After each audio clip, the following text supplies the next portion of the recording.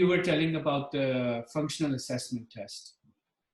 Yes, functional assessment, Farhan, it is like spread on over a number of days or like 1 week or 2 week. Usually over here in our country, because of the, not exactly shortage of time, but that lalach and all that, they do it very hurriedly in 1 day or 2 day. It's actually supposed to be, because I got this, there was one of my relatives, he was working as a pediatrician in Ireland. He sent me a detailed assessment and I did it myself on Ibrahim.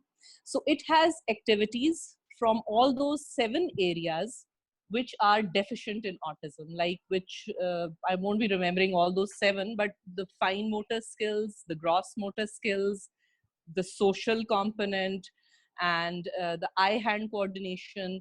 Then these children, they have sensory tactile issues. So all these things, they're activity-based. It's an activity-based assessment. And obviously, 2 or 3 sessions are just lost in developing rapport with the child. So first we have to develop rapport with the child, and then we go on with the activities, and only then we can, according to the criteria, see that, because it's a spectrum disorder. That's why it's called ASD, autism spectrum disorder. And that is why these children, like I remember that when we were going to Center for Autism, we had 12 children over there, which we were looking after. And there were 2 groups, junior and senior. All 12 of them, Farhan, would you believe, had different traits. Okay? Everyone had his own set of strengths, his own sets of weaknesses. No one was similar. And if someone improved far more than normal, and everyone used to complain to Ruhi that why is this child writing ABC and my child isn't, or anything of the sort, she used to say, it's a spectrum disorder, you have to understand this. So according to these activity-based assessment, then the final diagnosis is made. Thank you for sharing. I had no idea about this testing and how detailed it is.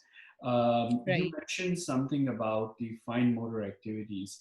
My understanding was that these kids have normal neurologic function. They're more different in cognitive and concentration aspects of their brain function. Right. No, you're right. Cognitive is a major issue. Cognition is a major issue. But in majority, like I would say, obviously my experience is based, on my child and the 14, 15 students that I have worked with, that 3/4 of the patients, children, they have problem with fine motor skills. Fine motor skills. And I think a bit of it contributes to the lack of eye-hand coordination as well. And everything is sort of like interlinked. Another thing is sensory issues. Now I remember we had a child who was so sensitive to the light, like whenever light shone, even the sunlight was shining on the table, so that child, she couldn't concentrate because of that sunlight. Now imagine, how can we shut the sunlight in a room? So then she would be she would be distracted by the texture of the table we are working on, okay, the tabletop. So again, how can we have to keep something, some cloth, even if we don't use, she's attracted to that color, she would tap the table again and again.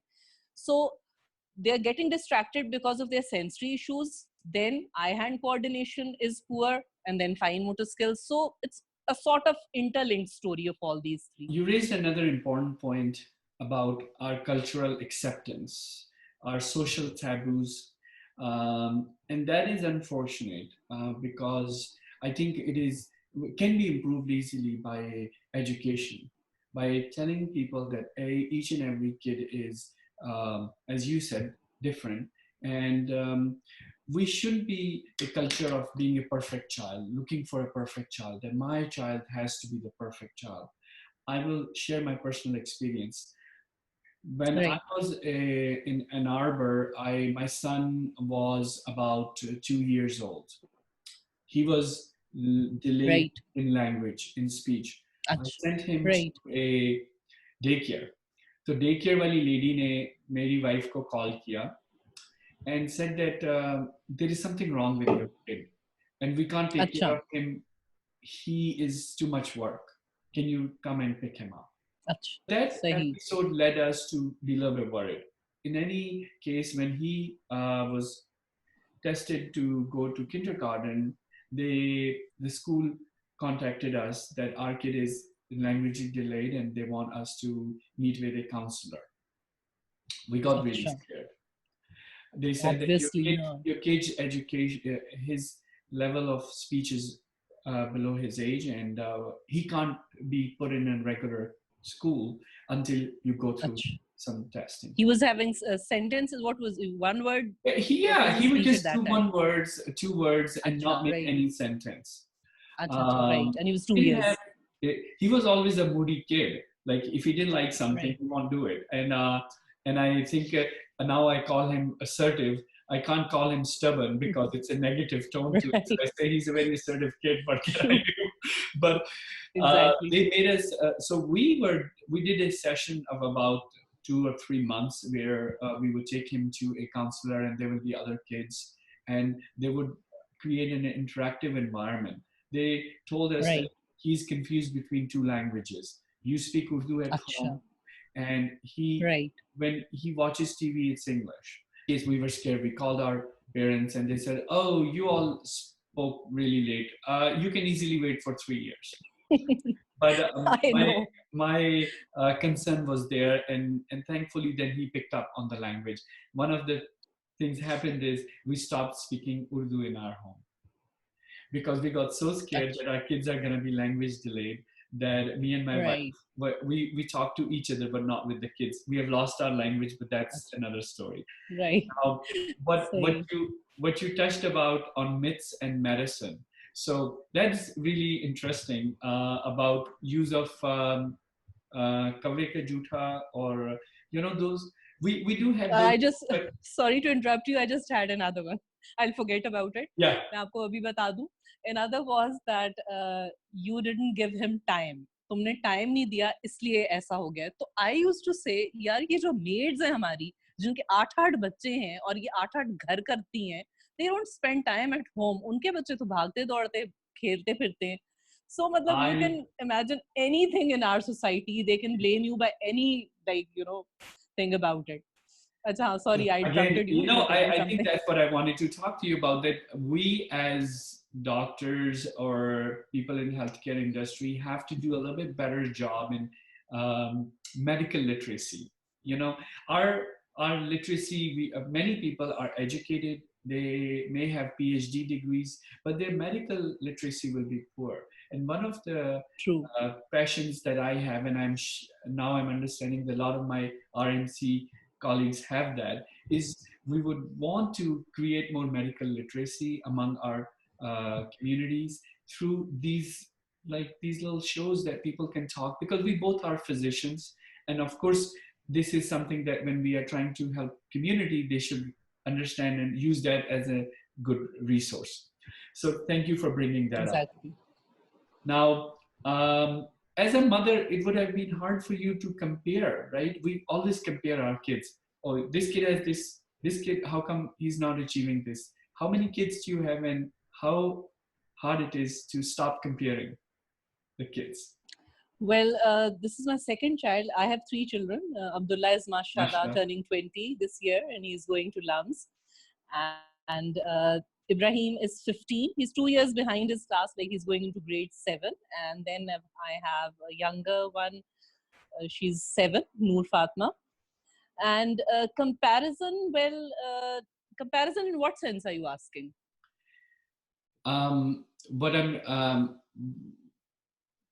in a general aspect, I was talking Achha, in a general about as a aspect, you're parent. asking. Haan, As a nahi, parent, we comparison have to as a stop. parent. Yeah, Okay. like all parents tend to be strictly thinking about certain goals of life, that our kid has to be able to do that at that by that time, and I think that sometimes puts too much pressure on our kids, because every kid learns differently, and we have to kind of give them their time to mature and understand what they can. Very true. I understand now what you're asking. You're very right. I also, as a mother, had this, especially until the time, because Abdullah and Ibrahim, they have a 4-year gap. So for Abdullah, I was, very enthusiastic and very energetic, and I always wanted. And he was, mashallah, A grader from the beginning, so it was never a problem. But when Ibrahim got diagnosed, then you come to know that the road is now tough, so it's not as smooth as you had imagined. So then, my vision and my, what do you call, thinking, it changed a lot. I knew how to take things, even if the things are appearing to be negative, but then I had to tell myself, okay, I have to stop. Because in the beginning also, I had this dream, that Abdullah should become a doctor or an army officer, that thing that parents' profession should be lived up once again. Yeah. But in the very beginning, Abdullah told me कि ना मैं doctor बनूंगा, ना मैं doctor से शादी करूंगा. मैं कहा, Abdullah, for God's sake, I'm not that bad a mother that you're saying such a thing. So, My eldest son is exactly like that. He wants to Acha, do really? business. He said, "I have nothing to do with medicine. It's really boring. You keep listening to people." And um, how do you spend time as a family? As a when you're trying to enjoy your time, I mean, Lahore is a fun city. Is there some things that Yes, you have found out definitely. that you could love being in Islamabadian now? Are you in love with Lahore, or what, do you want to go back to Islamabad? I have no.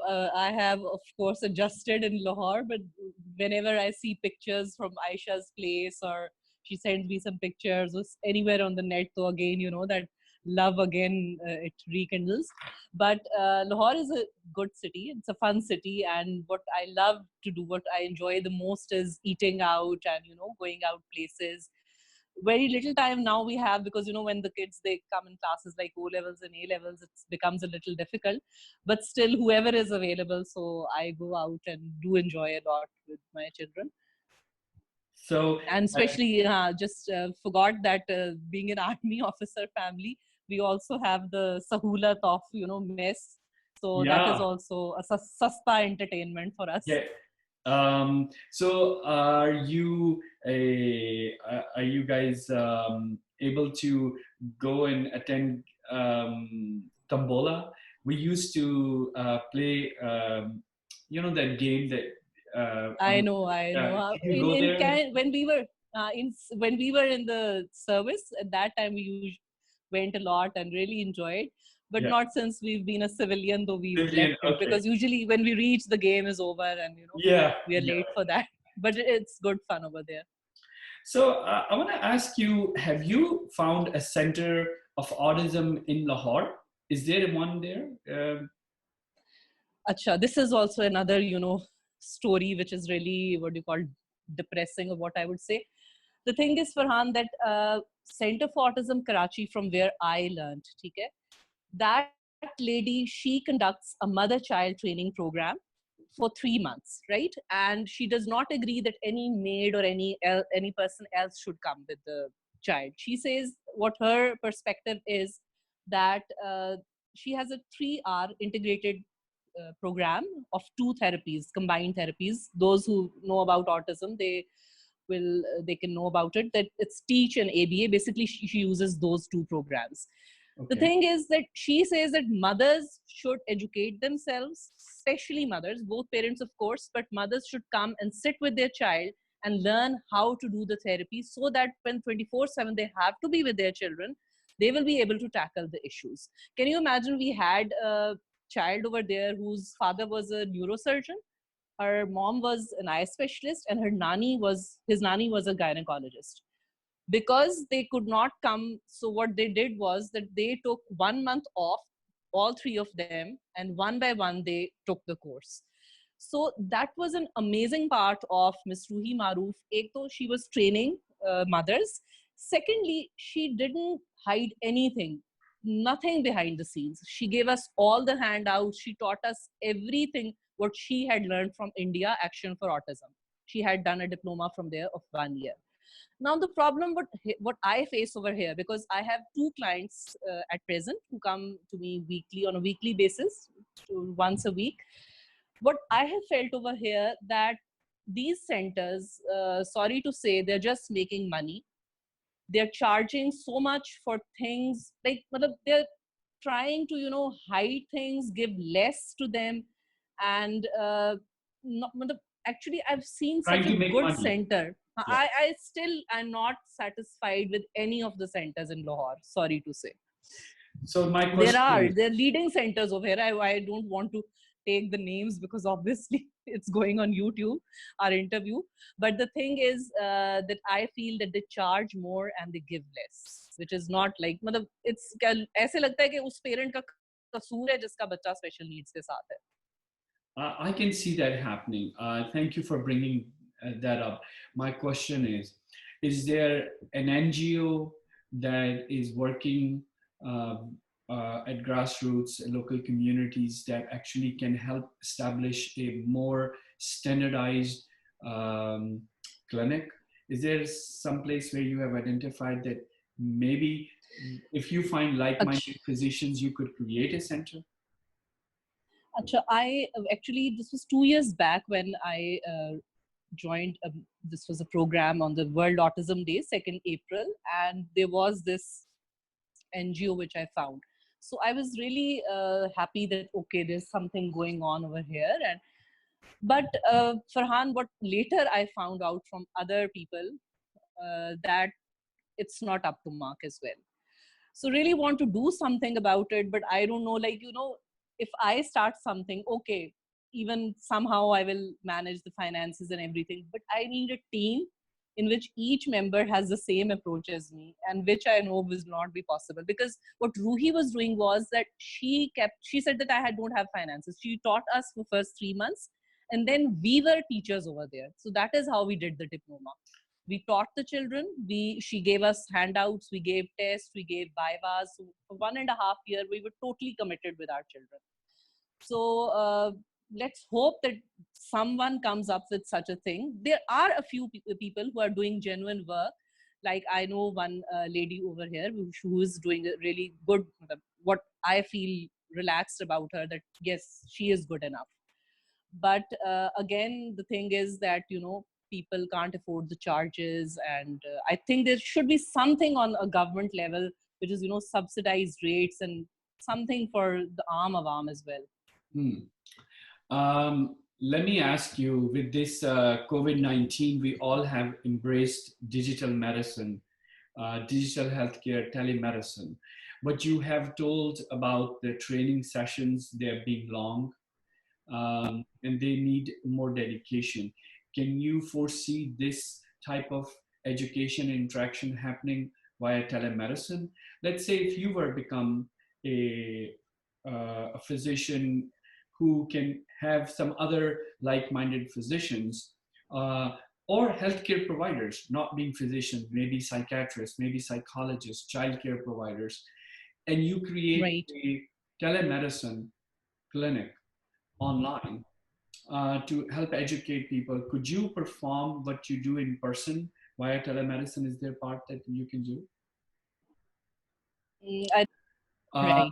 what had happened is that he was having runny nose and everything, and as being Acha. not good trained in pediatrician, being a pediatrician, or a poor assessment of children's tolerance to medication, we had given him some Benadryl before he went there. Ach. So I think he was having some Right. side effects. But the lady became really upset that this kid is probably kid of special needs. I But didn't get your question actually. In the if beach you mein na were to आवाज थोड़ी if you रुक गई were आपकी. to if you were to counsel or train your clients on ठीक internet है, right. via Hmm. telemedicine, via Zoom, is that a feasible Right. option? अच्छा अच्छा हाँ right, okay.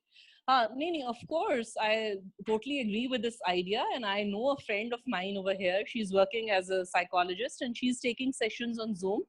So I think this is good enough, and this can be carried out very feasibly.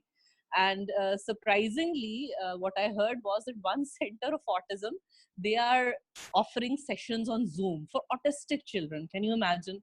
Now that client of mine, again and again, she's telling me, okay, Dr. Sabeen, the child isn't sitting. मैंने कहा, यार, how can an autistic child take a session on Zoom? That's not possible. He doesn't have the concentration span and the focus.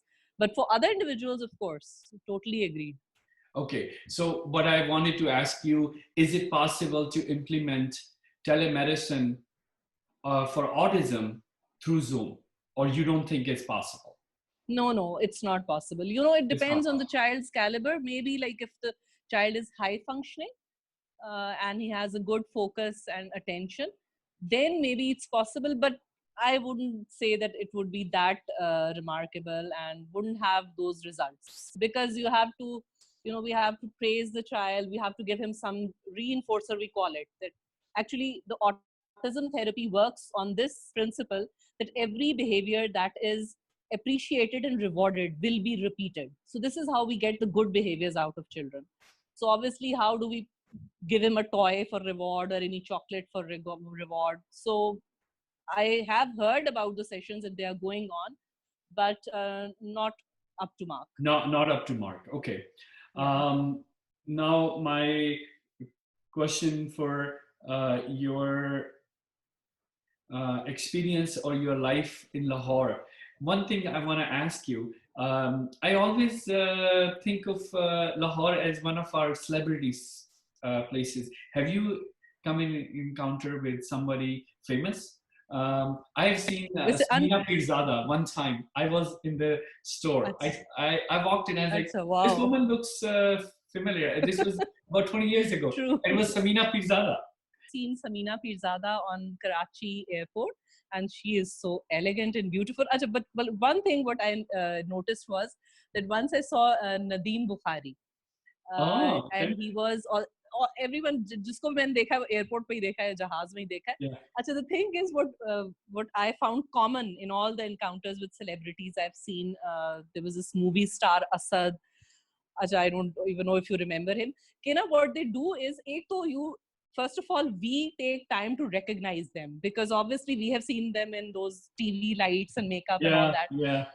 And they always have this air, this attitude in them that everyone should recognize me and get photographs. Right away. Yeah. So I found, but Samina Pirzada, yes, she is a beautiful and elegant lady, I must say. Okay, good.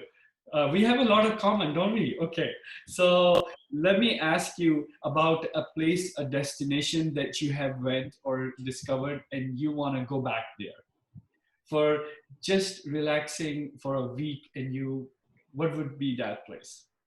Yes, that is Shangri-La by Farhan. That is I don't know whether you visited or not. Have you? Never. It's a beautiful place.